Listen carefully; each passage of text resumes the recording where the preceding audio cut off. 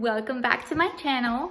So today we're going to pretend to be little artists. So I always love on Pinterest those huge frames. They're just kind of like an impact, they're simple. So that's kind of what I tried to do here. This I did back in I want to say springtime. So I was going for like the big green vibes, which I think they turned out pretty good. It was my first time. Those are watercolor, but now I want to do something a little bit more, you know, like artsy. I'm gonna go for abstract, and I've chosen to do acrylic. It's supposed to be the easiest type of paint. I don't have any of my stuff, so I'll bring you with me and see what I get, how it turns out. Again, I'm not like the super artsy person. I'm not like one of those people who just like throw something on a page and it comes out amazing. So that's why we're going for abstract art. I'm gonna show you my inspiration off of Pinterest, and hopefully our artwork resembles Pinterest artwork. I'm also going for more fall colors. So let's get started. Okay guys, we're about to go into Michael's. Michael's does have the thing like where you can do online shopping. I'm just saying because I used to work there. And so if you don't want to go into a store, it is very easy. You can, you know, just pick it up, like choose it online, and then they'll send you a message when it's ready. This is definitely not, I'm not sponsored by any means. I was just saying, like, if you're a little like, oh, I don't want to go into a store. Also, always check because they have tons of coupons. Although I haven't seen them as much since COVID happened. Right now they have a 20% off, so that's fine. We'll use that. Let's see. Okay, so I wanted to show you the frames I got from here. Super affordable. Let me show you. I chose these kind of poster board frames because they were kind of had this thin black edge that I really wanted, and they were like half the price of a regular frame for this size. These are the acrylic paints I ended up choosing. It's somewhere kind of in the middle range. They honestly did not have a lot in stock. I was kind of thinking I was going to get the cheaper ones, but these were about 30 bucks and I had my 20% off coupon. These are the large single sheets paper that they have. They have different types even for watercolor, whatever you're doing. I chose the thickest ones I could get, and they were probably around $8, but I also applied my 20% coupon off for those. For the paintbrushes, I honestly was a little overwhelmed. I wasn't quite sure which ones I should get. A lot of them said multi-use. I just knew that I had a really big page to paint, so I tried to get something that had bigger brushes in it so it wouldn't take me forever. Okay guys, we're back from the store. We got our paint. This is the one I got. Ended up being around 25. For that, I got just like a plastic plate, some pencils, and a brush. It's a 25-piece all-purpose pack. So first, so I'm gonna insert the 3 inspiration pictures that I have chosen. And I will start with the first one. I'll put it up so you can see what I'm going for and then how it translates. So let's get started.